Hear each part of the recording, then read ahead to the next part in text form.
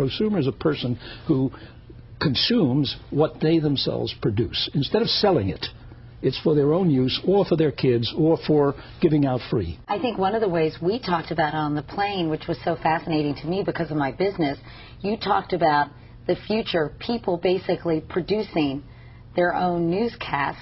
They wouldn't take what an establishment offered them. They would pick and choose through a computer what they're interested in. We, of course, see that today on the Internet. And not only that, make their own in the blogs. Right. And a terrific example of the prosuming is this guy somewhere in Finland. He doesn't like the software his company has given him to do some work with and says, I'm going to write a better operating system.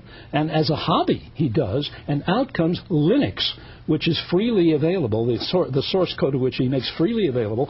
Thousands of programmers all over the world volunteer their time and effort, and they create new software that is scaring the pants off Microsoft and all the giant companies out there. Did it without money. So there's a lot of activity going on that doesn't show up on originally doesn't show up on the Economist's cash register, but is very important for the economy. You also talk about in your books and your other books how workers will work from within the home. When we wrote that in 1980 in a book called The Third Wave, we forecast there'd be more work at home. That was regarded as lunatic, and the New York Times did a front-page article about how this was visionary nonsense. The Japanese government has made it a policy that by 2010 they expect to have 1 out of every 5 workers work at home.